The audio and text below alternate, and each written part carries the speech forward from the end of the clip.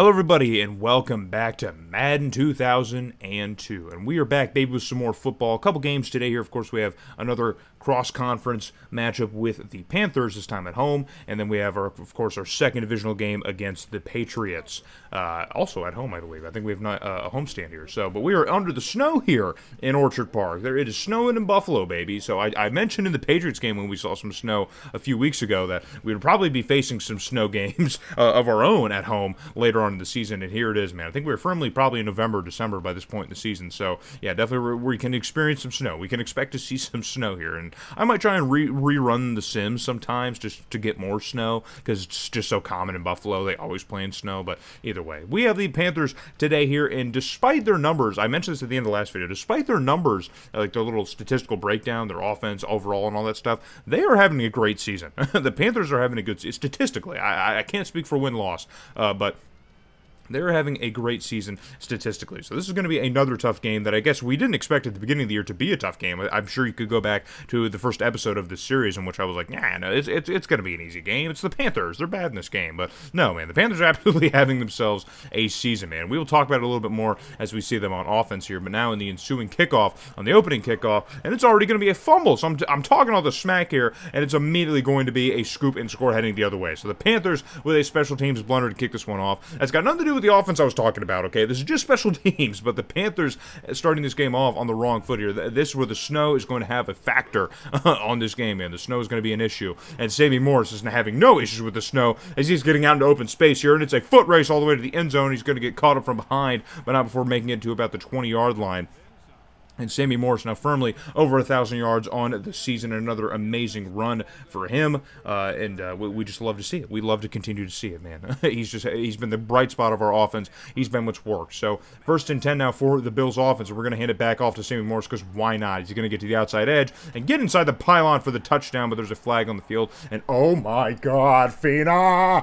Something's going to have to be done. Something's going to have to be done, dude. You are going to go to the unemployment line. Sign up for the XFL. It exists in this season. Sign up for the XFL. Congratulations, you're going to be a Hamilton Tiger Cat, son. You're going to be a Toronto Alouette. Something. Get out of here. He's the problem. He is the issue. But Sammy Morris still doing everything that he can in spite of our offensive line's complete boneheaded mistakes. He is still finding ways to produce on the ground, and that's why we love him so much. And that's why he runs to the outside. We don't go up the middle at all. We do not drive up the middle for that reason. But Dilfer trying to make some heroic plays happen here, throws it in a whole mess of players. That ball is going absolutely nowhere. McDaniel is not Superman. He cannot make that happen. So 4th and goal, going to have to bring out Christie here as this drive eventually does stall out, as we could probably expect here. That's just kind of been what we do as a team, man. We just struggle a lot in the red zone to cash in. It's going to be interesting to see those stats at the end of the year because I feel like we're a team that really does not cash in as much in the red zone as much as we should. So, but we do manage to take a 10-0 lead over the Panthers after one quarter, and now we're going to see a little bit of Carolina get some movement through the air here as Jeff Lewis manages to find Musa Muhammad through the air for a nice catch here. I think a one-handed grab. And Jeff Lewis, dude, this is what I was talking about earlier. He is having himself a freaking year. Over 3,300 yards, and he's got a 20-10 touchdown INT split, dude. Jeff Lewis, of all people. Okay, sure, why not? They're not even using Chris Wenke here. I think he's only thrown like a few passes, like when Lewis got injured for a couple plays. Like, that is it, dude. Winky's not been on the field at all. Like, this has been the Jeff Lewis show, and he's been absolutely killing it, man. And so is Musa Muhammad right there, man. Famous Panthers wide receiver. He's got well over 1,000 yards entering into this game and 8 touchdowns, and he might have himself a couple in this game if we're not careful here. But quickly it becomes 3rd and goal. Our defense really showing up strong here, but Lewis manages to find Muhammad in the back of the end zone, and I was just saying it, man, because I could feel it, man. My senses were tingling. Muhammad was going to get himself a touchdown in this game, and that's touchdown number 9 for 87, as Jeff Lewis gets touchdown number 21 on the year. Can't believe it, dude. Cannot believe it. So now the Panthers back with the football again at about midfield here, just under a minute left to go, and Lewis is going to get gobbled up here, and that ball's going to be ruled a fumble, and we're going to land on top of it. So Lewis gets hit before he throws it. It looks like Eric Flowers came up with the football, but yeah, that ball just kind of awkwardly pooched in the air, and they're going to rule it a fumble. So we're going to get a huge pickup here, and we can't do much of anything with the football. So we're just going to kind of run out the clock here and take our 3 points and further extend the lead over the Panthers. So with just 5 seconds left to go in the first half, but clearly we're going to be heading into the locker room here and enjoy this lead that we have. So 13-7, a 6-point lead over the Panthers, who again trying to stay alive in the NFC playoff race. 8-5 is not a guarantee, so they're going to have to continue to fight here. And now, I almost said Lewis. Two number eights here, two mid number eights. That's what we're talking about. But Dilfer able to throw this one through the air, and he finds an open target along the sideline. It's going to be Sammy Morris, man. Sammy Morris. I keep forgetting to write down his receiving stats because he's been doing a little bit, man. He's done a little bit.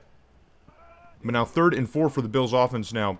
3rd and 5 for the Bills offense. And Dilfer able to find Eric Moulds just kind of standing flat-footed, just waiting for the football to come his way because I guess he's like, dude, just give me the ball. Just throw it to me. I'll make something happen. And he just gets a first down. But it's 3rd and 6 once again for the Bills offense. We are just struggling. Again, in the red zone, struggling. And this time we're going to hand it off to, I believe, Bryson, the 3rd-string running back, behind Travis Henry, and he's going to get into the end zone. So why not, man? I guess Sammy Morris is on the sideline here, just trying to warm up, and so we're going to have to put it in Bryson's hands to get the touchdown here. So we're going to further extend our lead over the Panthers, and we get the football back once again as the second half maybe proving to be a little bit too cold for the Panthers, man. A little bit too cold for those Drunkle Cats, perhaps. And Dilfer manages to find another open target along the sideline. Trying to get a look at it. I think it's an 80. I think it's Eric Moulds, and it is. Eric Moulds starting to really produce here in the second half of the season, man. He's really been ramping it up here. Dilfer's been finding him a little bit more often now, which is a good thing. Because I will reiterate, for almost $8 million, he needs to. That needs to happen. I don't want to have to move Eric Moulds because we just cannot use him effectively in our offense. That sounds stupid. I don't want to do it. But Dilfer able to find the other piece of our receiving core, Imperialist Price, but still short of the line of gains on 4th and 6. Bring out Christie here as the third quarter is going to come to a close. A long field goal, and the weather is just having no effect on that leg at all as Christie continues to have himself an amazing season. And we continue to add to our lead over the Panthers, man, who just, completely getting stifled here in the second half. The cold is definitely getting to him, and it gets cold in Carolina, believe me. I've been to the coldest home game in Panthers franchise history, okay? I've been to it. It gets cold down there in Charlotte, but it maybe just not as cold as Orchard Park. That northern Midwestern cold is a different breed of cold, folks. I'm telling you. If you're not from there, or if you are, you know. It's a different breed. But either way, the Panthers are finally getting something moving on offense, and now they're going to rely on the running situation, as they're having a bit of an interesting situation on running back. So Richard Hutler gets into the end zone, I believe.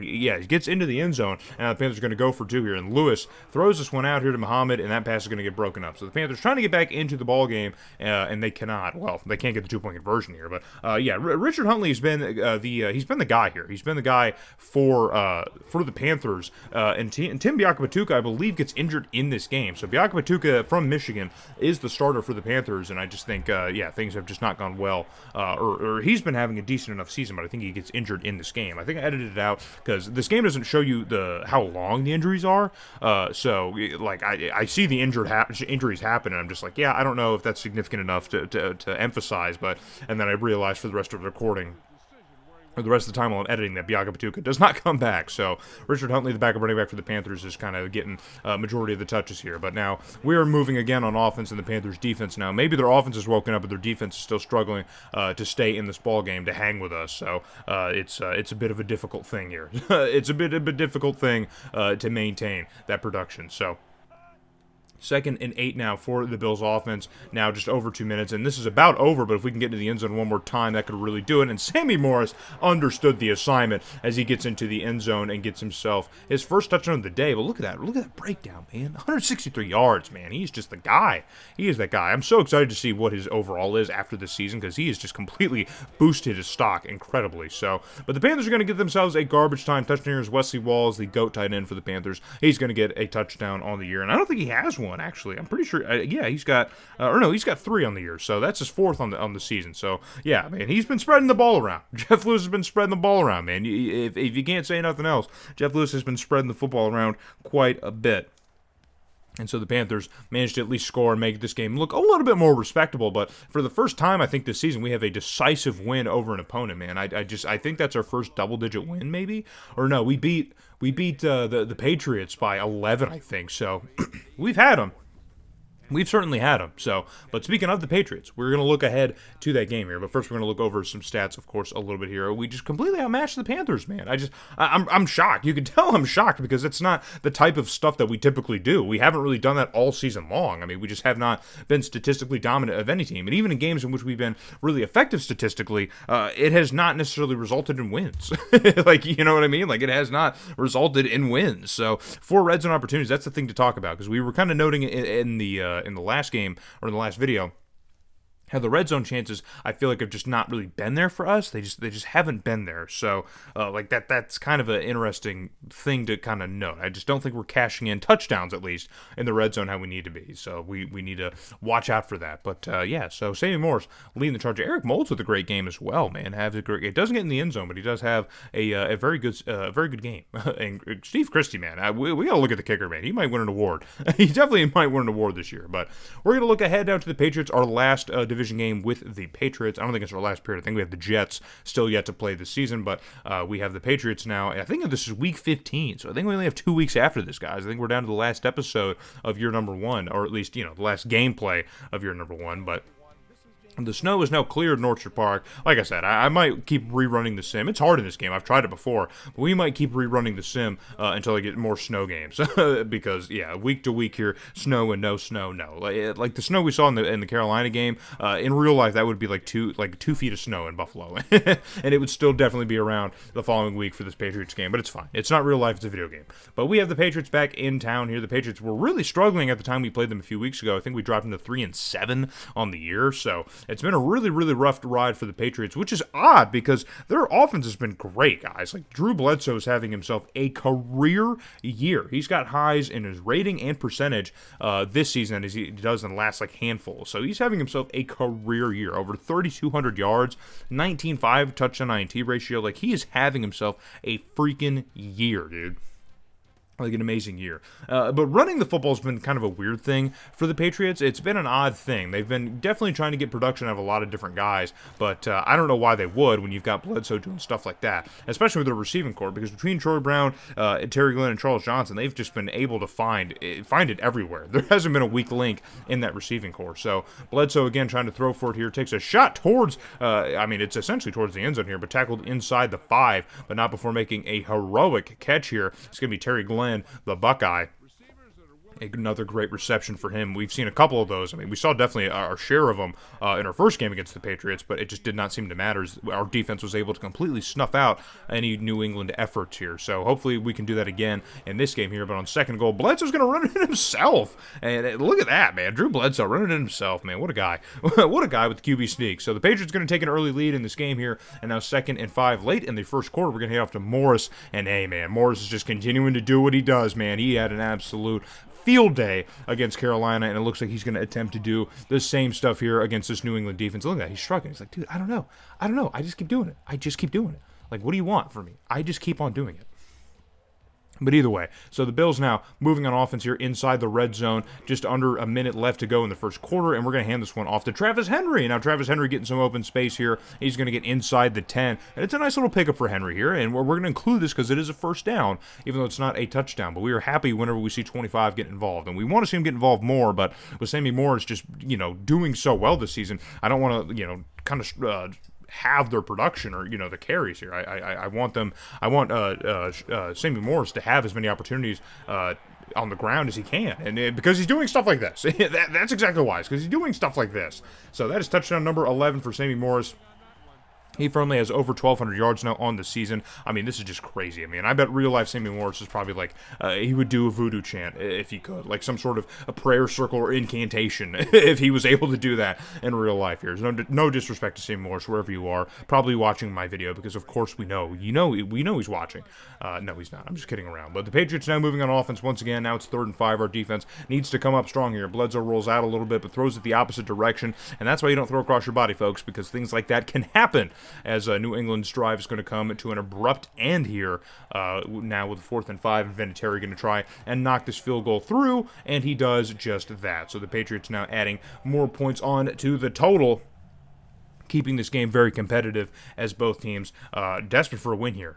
Both teams desperate for a win. So on 3rd and 10 here now, heading the opposite direction. Dilfer going to send this one towards Peerless Price's side, but it's not Peerless Price. It's McDaniel who comes down with it, who, again, we haven't been calling much the last couple of weeks. He's been kind of MIA. He's been healthy. He just has not been doing a whole lot offensively for us. So coming into the 2-minute warning inside the 30. Dilfer fires this one off quickly here to Eric Moulds, and he's going to get the first down and a little bit more as we get brought down inside the 15-yard line. And now we are with a prime scoring opportunity here against these Patriots, man. What can we do? What can we do? So 1st and 10 now. We're going to run with a hurry up here as we are under 2 minutes left to go. Time is of the essence, folks. It is of the essence. So Dilfer taking a high snap here could put him in danger, but he gets rid of it in time and throws it in a whole web of players. And I believe it's big Teddy Bruschi who gets his hands on the football. And so now it's going to be 3rd and 5 for the Bills here. We got to get in the end zone if at all possible. Dilfer throws it across the middle and a whole web of players. And oh my God, can you believe it's Remersma? He's got a touchdown. And I'm celebrating here because Remersma, let me tell you guys this. I think I have it wrote down. No, I don't. Of course I don't have it wrote down. But he's got over 200 yards. Over 200 yards of receiving and does not have a touchdown. So he finally gets one in this game, and it's a huge one. So we love to see it. We absolutely love to see our big tight end from Michigan, mind you. Just in case you wanted to know that. From Michigan.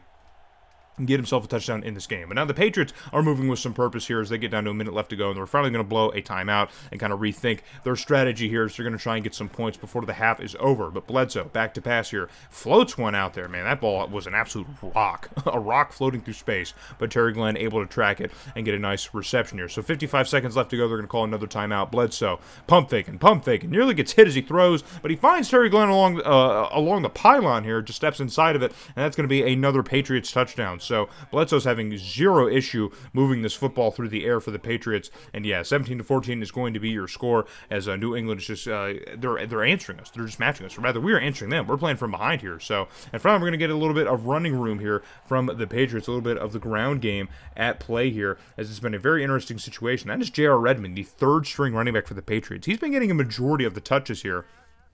But the big thing to note is a very egregious face mask call from Carpenter is going to give the Patriots prime field position here. So, but on 3rd and 7 here, they got to get a first down if at all. And Bledsoe's pass is going to be broken up. So what a great play. We'd love to see that. Love to see the defensive player, especially from the linebacking core. I mean, good Lord. You know what I mean? How many other linebackers are playing that great of a passing game here? Sam Cowart was able to get a hand on that football. So bring in Vinatieri for another field goal. They kick us up, and it is good. The score is now 20-14 as we were able to stop the Patriots' offensive momentum here. And now we can answer back and take the lead. And that's the big thing that we should be looking to do here. But the third quarter comes to a close. Our offense not doing much of anything, but it's still a manageable deficit. Like I said, we still have plenty of time. We can get back in this football game. So 3rd and 3 around midfield. And, of course, who else, baby? Number 33, Sammy Morris, alongside the edge here along the sideline, getting inside the 20 and inside the 15 before he's finally brought down. And we are looking good, ladies and germs. Look at that. Another 140-plus yard game. And he had 178 in the last game.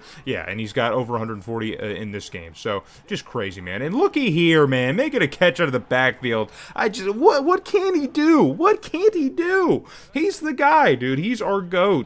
He is absolutely the GOAT, bro. I mean, he's just been everything that we've asked for out of this offense. He's been the savior of this offense. He's been everything that has worked. Just everything that has managed to work.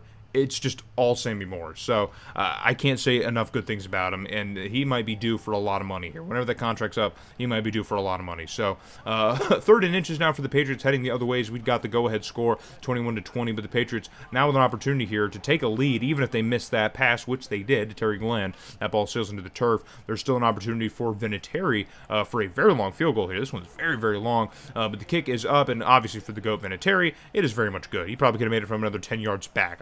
Yeah, 48-yarder, he probably could have made 58. I believe it in this era. Vinatieri, the GOAT kicker here. But the Patriots are going to take the lead once again, 23-21. So now under 2 minutes, time is of the essence here. And Dilfer gets this one off quickly to Morris. Morris bringing a caravan with him as he gets a first down across the sticks here and gets brought down along the sideline. But he's not going to be out of bounds, so time is going to continue to tick.